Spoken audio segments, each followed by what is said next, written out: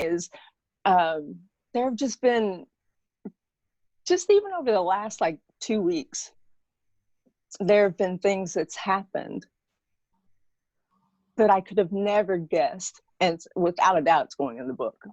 So it's almost like it's writing itself as my days go. Yeah.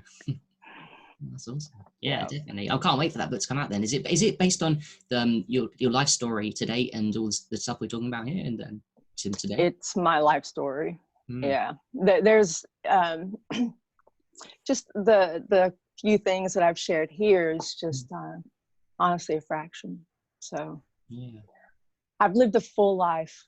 I'm 49 and sometimes I don't feel like a day older than 89, but it'll make for a good book. It'll make for a good book. I think it's going to help. I think it's going to help a lot of people.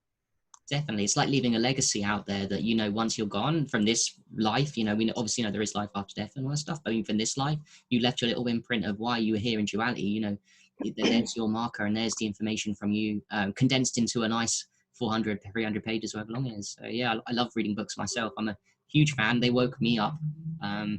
They're a game changer, like the best of people inside a book, and they'll be best of you. Yeah, without a doubt. I heard like someone said once that the wealthiest place on the planet is the graveyard. I've heard that. Yeah. That's where all stories, most of, you know, that's where all the untold stories are. So, you know, my goal is to rob the cemetery of an untold story, and in the process to, you know, help motivate and inspire other people to tell their stories. Yeah. Because honestly, one of the most incredible things that's happened is the more that I've shared my near-death experience, it's given people a way to have strength or a safe place just within me of them sharing. It may not have been a near-death experience, although there have been 2 people that have told me about their near-death experience and that they had never told anyone. And they cried and they said, I can't believe I've never told anyone that. And it's the most, I can't explain how it makes my heart feel when someone is opening up that way and in such a vulnerable way. But how they feel when they leave that conversation. And because they'll come back and they'll say, Kerry, I'm a different person than I was before we met or before that conversation. And gratitude is, I live every day in deep gratitude. And I have so many stories to be grateful for. But I absolutely love when people find the strength inside themselves to tell a powerful story and not take it to the grave.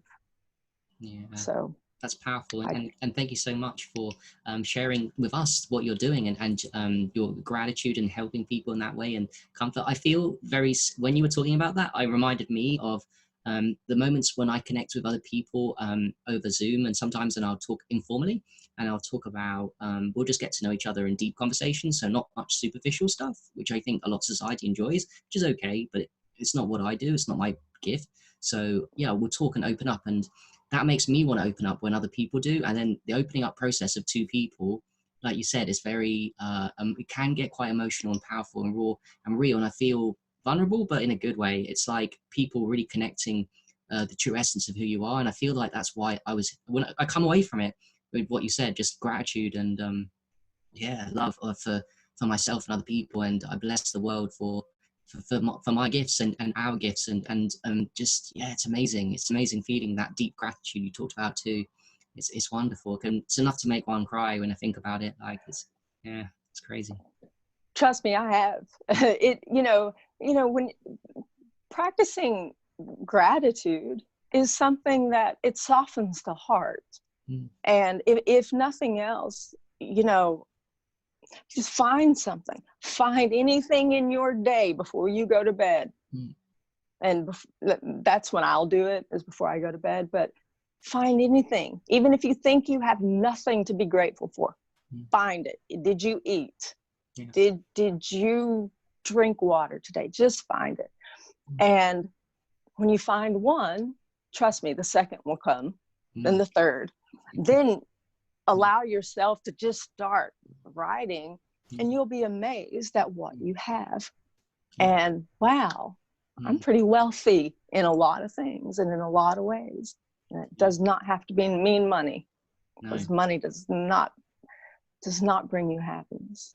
That's powerful what you said. And it's funny, but there's a little bit of synchronicity while we're talking about gratitude now, because I started and I've been, not in a bad way, I've just been ungrateful for lack of practice for the longest time. And this year I committed to, so every day this year I've been practicing gratitude at least before bed, but I'm also going to do in the morning too now, because I think I just want to get more. But what I've noticed is I'm getting spontaneously cry at times, and it's not even trying. So at first I was practicing, and now it's more becoming spontaneous. And now I'm finding, like you said, it's a snowball. So it becomes, it was mechanical and unnatural at first. And now it's becoming more slowly, not a massive change, but I'm just noticing seeds to keep me motivated. Oh, it's coming naturally. And like, it just feels good. Even if I do it mechanically, to say, hey, I'm grateful because, and what I do with myself is, and what people can do is link it to your mastery, what you love. So I love health. So when I'm grounding, I'm like, oh, thank you, Gaia. You're giving me free energy medicine. Oh, I'm wearing crystals. They're giving me medicine. Exactly. Exactly. And you just find what you love. You find what you love, and you just, and everyone loves something. So just keep on with that, and just keep thinking, be grateful for it. You know, when I was going through like the darkest periods, with a third of my body was frozen. I couldn't feel a third of my body. What had happened was, when my shoulder was frozen, it ended up freezing the left side, all the left side of my torso. And it's like, I couldn't move like this. I couldn't move like this. So every day, the freedom that I feel in my body now, because I'm 100% recovered, and I'm able to do just about anything I want. But the gratitude that comes from when because there's still that trauma that maybe I'll go to move a certain way that for 7 years I was unable to do. And I'm going to go to make that movement, and there'll be this slight maybe hesitancy because I think I can't do it. And then I do. I will many times just break down and cry right there. But that will be something that will bring me to my knees. And the gratitude doesn't stop. It's just like, it'll just roll. It'll just keep rolling until you're getting, what's happening, you're getting a reminder. And this is the problem why people, unfortunately, I don't mean ungrateful in a bad way, but we are all ungrateful unless we practice gratitude. So we need reminders, and we can manually remind ourselves. But how about we all go back into, because we've all got stories here, everyone watching's got an amazing story, and you go back to your worst days of your life, remind yourself, take yourself back there. I used to be like this, I used to be like that. It might not be your reality now, but it was a part of you. And then the gratitude comes from that, and think, I've come a long way. That's one of the deepest gratitude. There's so many, but that's one of them. Like, how far have we actually come on this journey? Quite a long way. It's pretty, we should be grateful for that. Should be grateful. And it's easy for, it should be easy for just about anyone to think back at a time in their lives that things were worse than where you are right now. So go back there. Go try to put yourself there and think about, well, this is actually better, and this is better, and you know.